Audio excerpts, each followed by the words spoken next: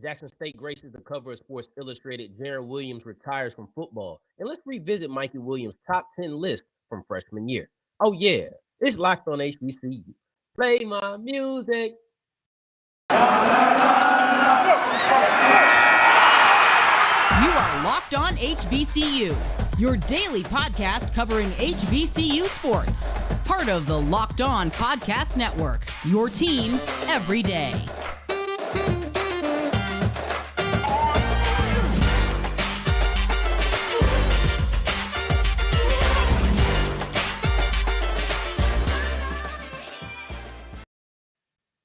What's going on, family? Welcome back to another episode of the Locked On HBCU podcast, your number one daily one-stop shop for everything HBCU athletics, Monday through Friday, part of the Locked On Podcast Network, your team every day. And I, of course, am Darian Gray, a.k.a. the Mouth of the South, Texas Southern alum and former TSU Herald Sports editor. Thank you for going on this journey with me, making Locked On HBCU your first listen of the day every day. And today's episode is brought to you by Bet Online. They have you covered this season with more odds, props, and lines than ever before.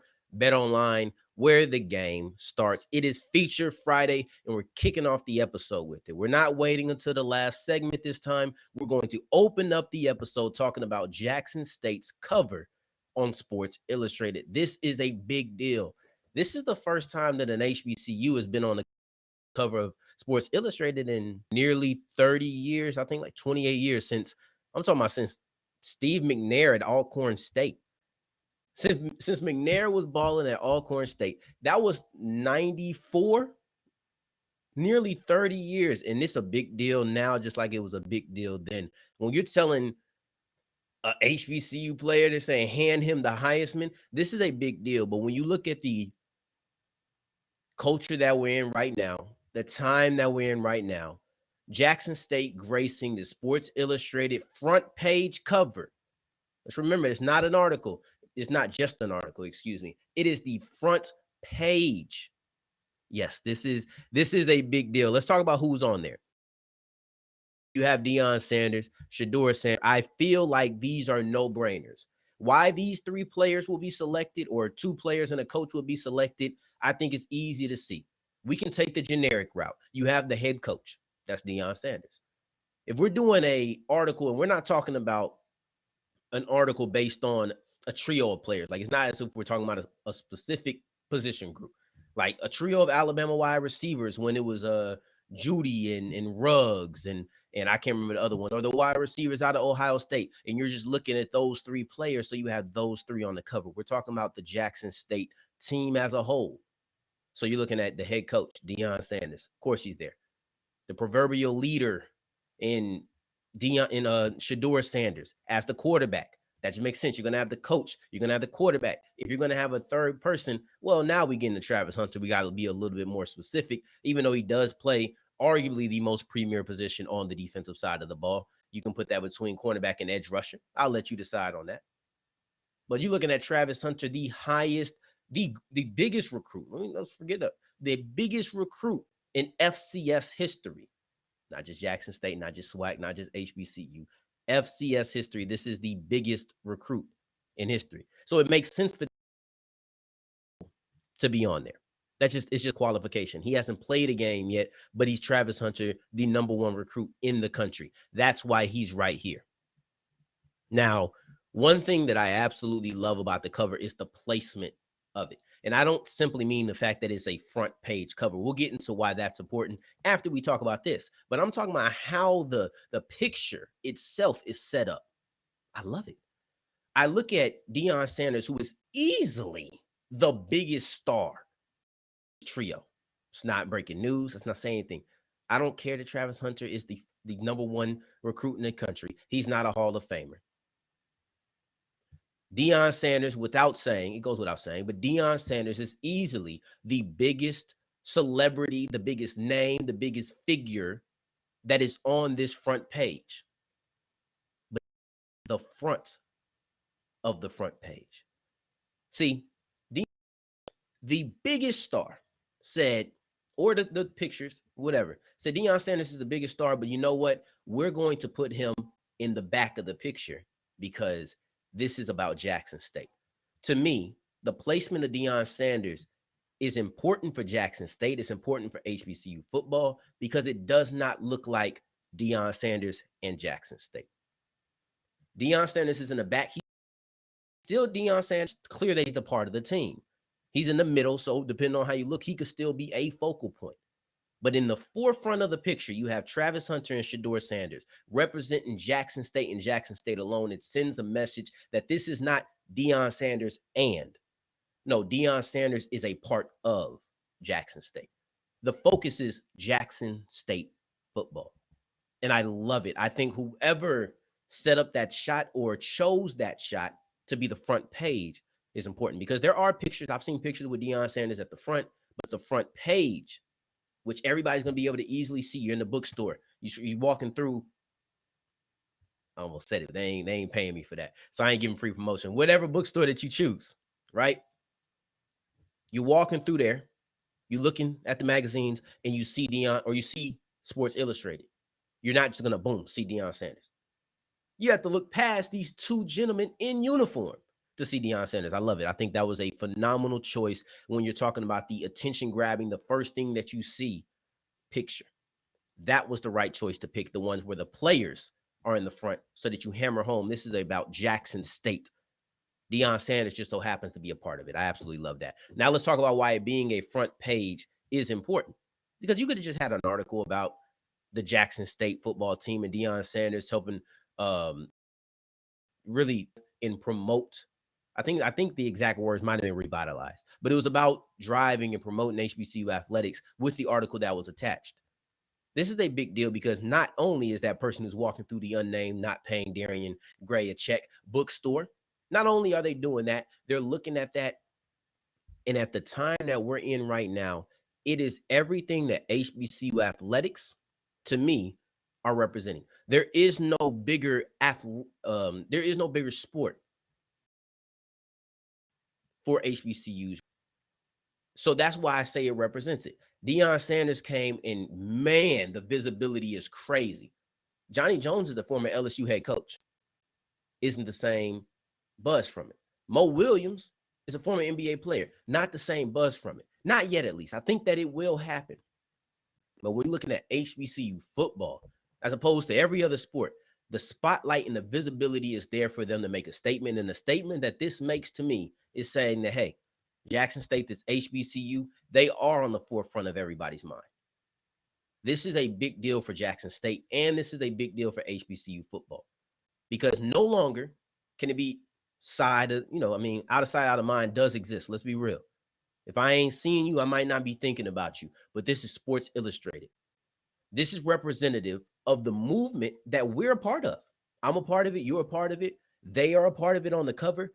It represents the fact that this movement has made it to where it's undeniable HBCU athletics are on the forefront of people's mind nationally.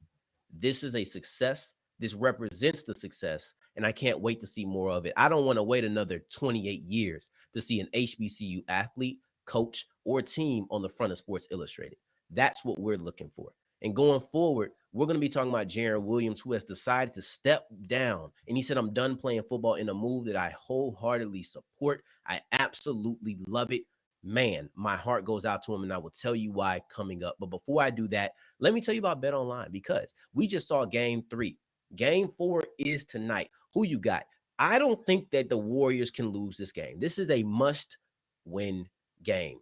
That attitude they had in game 2 about feeling desperate that Steph talked about, it has to come back. But will they win it?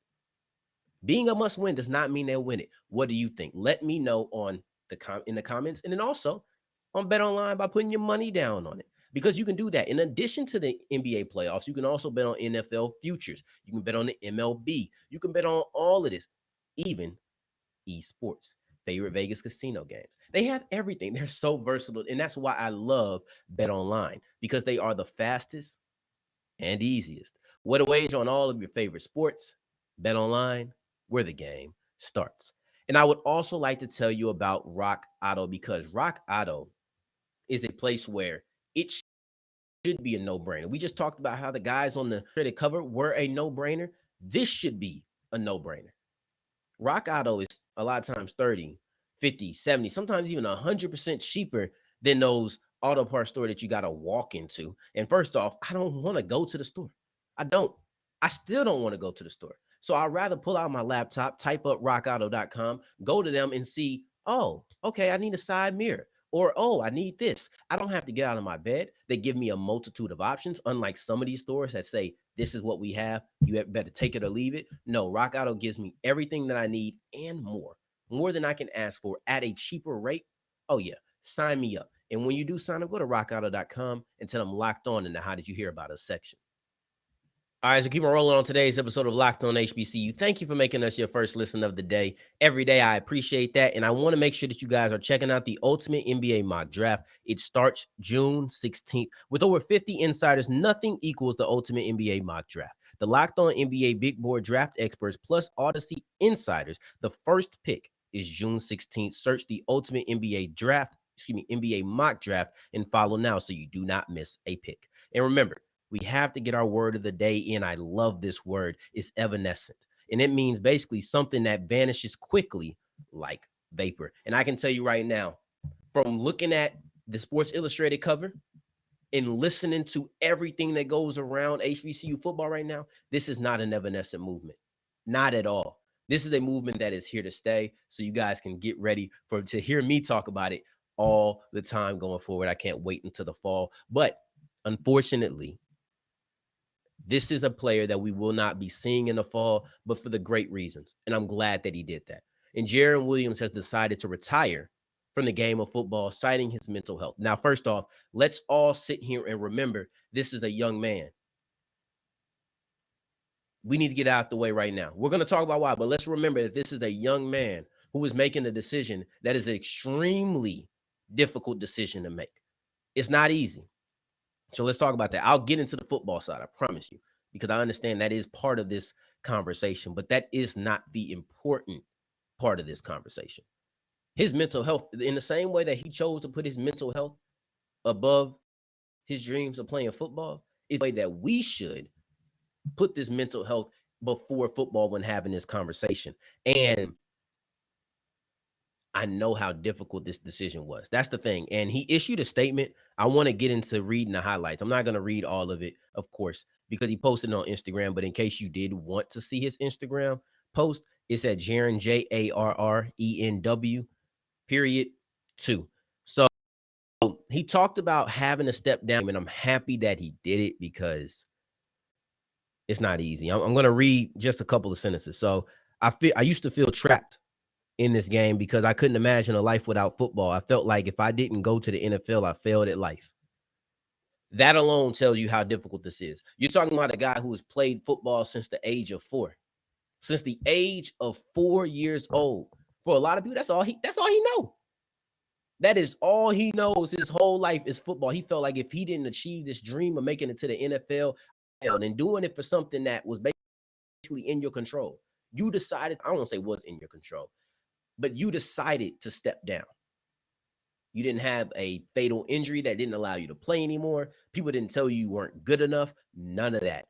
You made that decision on your own or with others, but likely on his own as you read through this message to step down. Man, that takes some kahunas. If we just gonna drop, this is a tough decision. Okay. Then also, let's talk about where it came from. What is the mental health issues? Because mental health is a wide spectrum. So let's get into what it is. He said, after my last concussion, I slipped into another depression and couldn't shake how I was feeling inside. Who's to say his last concussion is going to be his last concussion? That's the situation that we're looking at, if we're being honest. Who is to say that his last concussion that slipped him into another, this isn't the first time, another depression, who says that's going to be the last one? And who's going to say that a depression is all that comes from the next one? See, he stopped playing football because a concussion gave him or put him into a depression. Well, if he kept playing football, who's to say ain't another one coming? Yes, he took this step to say, I'm not going to play football anymore because he's not in a place to play football right now. But when he does to that place to feel like, oh, I can play again,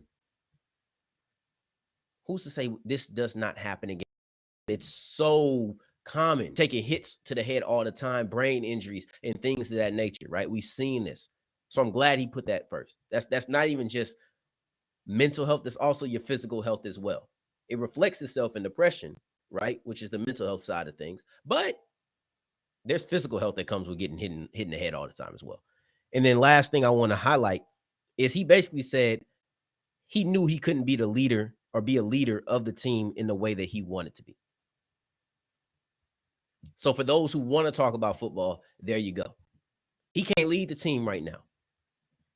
So if you want to feel some sort of justification, I guess, because the reason I say this is a kid is because, or not even a kid, you got to understand it's a young man.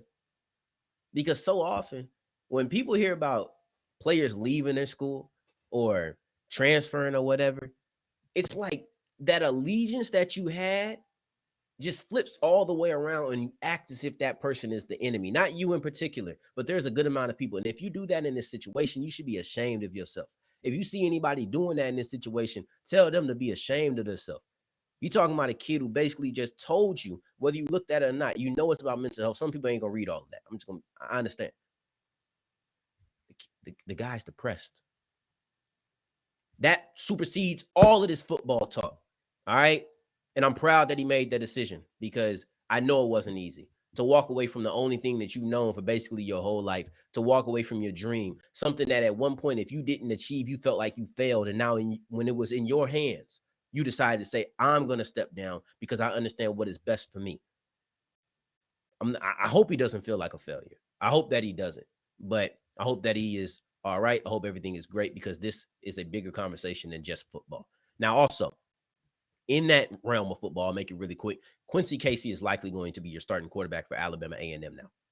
That is most likely what we're going to see because from our sources in Alabama or close to the Alabama A&M organization, I'm hearing Xavier Langford was not standing out. Casey is the one who, it was him and Williams who were playing well, and it was kind of like a two-man race. Now, of course, but it would seem as if it's Casey's job to lose. I'm not going to say he's running unopposed, but I would have thought Xavier Langford would have done more, but he didn't. He just did not stand out according to those that I hear close to the school or whatnot. There goes your football side of it. I told you it was going to be short. You can expect Quincy Casey to be your starting quarterback. I hope that we are still monitoring, and I hope that Jarren Williams ends up dealing with this the way that he needs to and gets out of that place that he says he was in. So prayers up to him. Well wishes, whatever you do, send blessings his way, of course. Now going forward, we're reading Mikey Williams' top 10 list from his freshman year. Remember, the key word is revisit. This is not a new list, but we are going to look at where the 5 HBCUs that were on that list stand currently today. But before we get into that, let me tell you about Built Bar. And man, I had a dream the other day. It was the craziest dream. So we all know Oprah, right? You get it. I had this crazy dream that I was Oprah and I was just giving away things. And while I came, you get a Built Bar, you get a chocolate chip, you get a blueberry, you get a puff, you get a granola. This was a dream. I said, I really read Built Bars 5 days a week, 3 days a week now. It's infiltrating my dreams. But that's exactly what I want to do to you if I ever see you. You get a Built Bar, you get a Built Bar, you get a Built Bar. I'm trying to bless you because these things are absolutely delicious while also being healthy for you. It's not often that you find something that mixes the two so effortlessly. 17 grams of protein usually. I'm talking 4 grams of sugar, 4 net carbs. This is a amazing combination and a multitude of flavors, multitude of textures. You got granola puffs and the regular. These are so delicious in every form that you can buy them in. So go to built.com and use the promo code LOCK15 for 15% off your offer. All right, wrapping up today's episode of Locked on HBCU. I want to revisit Mikey Williams' top 10 list and see where those 5 HBCUs that were there nearly 2 years ago are today. It's important to remember we are revisiting. This is not a new list. Nothing new has happened. His parents said he is committed to going to college. That is the route they want to go, not the G League route, not the overseas route. They plan on sending their son to college. So that's just why we're talking about it. But I felt with that conversation coming up, it was important to revisit. the list that he had. He had a top 10 list, right? So let's look at this top 10 list that he dropped after his freshman year. I thought that was crazy. I thought it was crazy to drop a top 10 list after your freshman year. You still got 3 years left of eligibility, but he did it. And he's still relevant to this day. So I can't knock him. I cannot knock him. He's going into his senior year now. And let's look at those 10 those 10 players, 10 schools, excuse me. North Carolina Central, Alabama State, Texas Southern, Hampton, Tennessee State, Kansas, San Diego State, USC, Memphis, and Arizona. Really spread out throughout the country, right? So you have, what's that, 2, 3 West Coast schools. You got 5 HBCU. So we know these are in the more southern region of the U.S. And you got Kansas in the Midwest. Memphis is in the South. So you're looking at schools that, I mean, it's really southern. Crazy for a California kid. He's returning to his first high school. He's been in North Carolina for the last 2 years, but he's returning back to the high school he was at his freshman year, and that's where he'll complete his high school career. Now, I do not expect this list to be the same.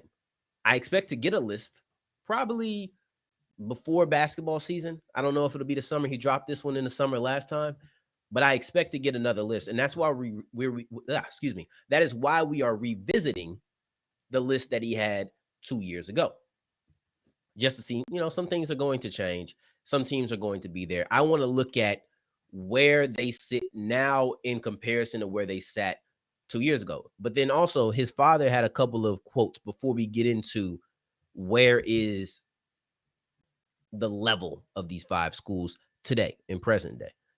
Here's what his dad had to say. He said it was Mikey's top 10 when he put it out. You have to understand that coaches change, COVID, and so many things have happened since then. You have this transfer portal, right? He may want to go to the school, but the transfer portal says we have 2 guards better than you. The only part you really need to focus on that is basically it was his top 10 when he put it out, and so many things have happened since. That's the important part. And then here in this other quote, I'm just going to sum this one up rather than reading it all and then pointing it out to you. At the end of the day, he's still going to college. That's it. He talks about how a top 5 or top 10 will look. So we might not even get 10. We might only get 5. That seems more logical because he did 10 last time, but whatever. And he also has a Puma deal. I'm not going to touch that. I don't know how that it works, but he once again mentioned the transfer portal in this too. So the transfer portal is important. Let's get into these 5 schools. I'm going to start in the order I named them. You're looking at North Carolina Central. They still got Coach Lavelle. They still have a legendary coach.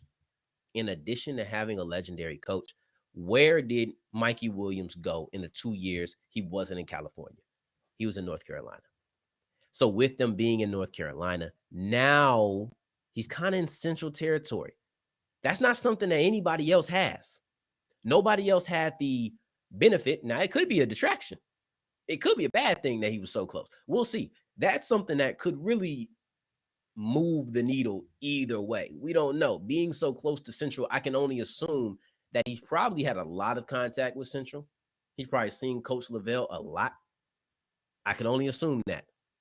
Now it's really a situation where if North Carolina Central is still on this list the next time he makes one, this is a big deal, maybe bigger than anybody else because of the closeness and proximity that everybody, or that in proximity that these 2 schools or the school and the player were. Now going forward, we have Hampton. They're just stacked with a lot of guards.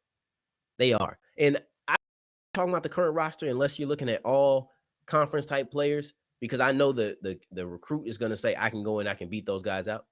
Unless you have somebody who's truly entrenched in their position, I know that's going to be the attitude. So I really don't look at that too much. But that is also part of the equation. Now, one thing that they have going for them, more than anything else, that's his mama alma mater. You can't never discount family. You can't ever discount family because his mom, he grew up around Hampton. I'm sure his mom probably didn't take him to some homecomings. Them making that top 10 list, listen, I'm going to leave it at that. That's family. He probably grew up around Hampton culture, grew up hearing about Hampton. That will make a lot of sense. Then you have Alabama State. And, well, actually, I want to mention one thing with Hampton. They're moving to the CAA. They'll have a lot of weight on what happens this season. That's the same with Alabama State. because he went to listing Alabama State in his top 10 when Mo Williams had just got the job. I don't know how much that played a part. If you want something more than just Mo Williams, if there was more than just that, then you got Tony Madlock. He's a great coach. We saw what he just did at South Carolina State. That makes a lot of sense. If we're not just talking about, hey, I want to get coached by Mo Williams, and if that is the case, we might see Jackson State sneak onto this list.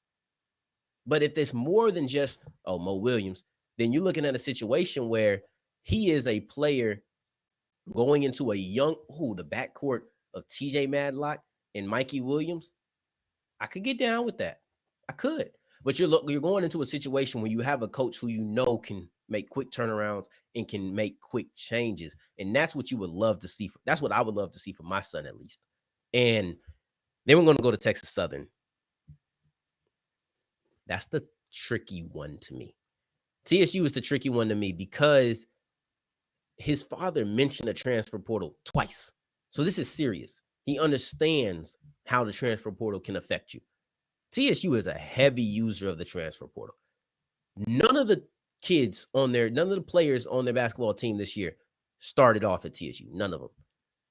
At least not, I don't think any of them on the roster, and definitely not any that actually got playing time. So they're always going to be using the transfer portal. One school who I could see saying, oh yeah, we got here X, Y, and Z, but we got this guy right here. It's TSU. Now to Tennessee State.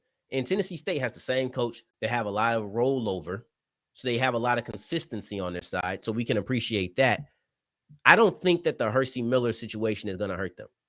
I think that P voiced concerns about things that were pretty apparent before he got there. And Mikey Williams should understand the financial struggles that a lot of HBCUs have. So I don't think that's really going to hurt them. And they do bring in consistency. If I had to bet on any two, I would say Texas Southern and I would say North Carolina Central, because North Carolina Central, they have that closeness and proximity that no other school on this list, not just any HBCU, but no other school is in North Carolina. So they're going to have that closeness that nobody else had. That could be a deal breaker or a deal maker. Either way, we'll see. Like I said, if they make it into that top 5, that top 10, this is big news, and they should really feel confident about the chance that they have. Then Texas Southern, that transfer portal is scary, but they've had a lot of success. So you're looking at a team that was just in the NCAA tournament, not something that these other two schools can say. So that's what you're looking at with them. Actually, I'm going to throw a third one in there. Hampton, because I will never discount family. I won't. His mom went there. I will always say, hey, Hampton has a shot, no matter what. Now, whenever the list comes out, hopefully I'm right about some of them. Hopefully all 5 of these guys or all 5 of these teams are still there. But if these 3 are here, I'm going to feel confident and I can pat myself on the back. But make sure you make a Locked On HBCU your first listen of the day every day so that you can know whenever his list does drop. Now, make sure that next week you're coming back. We're going to be back on Monday. Hopefully, we're talking about North Carolina A&T being your 2022 outdoors track and field champions. Fingers crossed. Now, for your second listen of the day, make sure you are checking out Locked On NBA Big Board. Raphael Barlow and the gang, they will have you prepared with everything NBA mock draft, the NBA draft cycle, and then, of course, Big Boards. You can listen to them in preparation for the ultimate NBA mock draft show. It all goes together. Now, in the meantime, in between time, if you're looking for me, you can catch me on Twitter at South Exclusives. Until the next time that we hear each other, family, take care, stay blessed. Peace.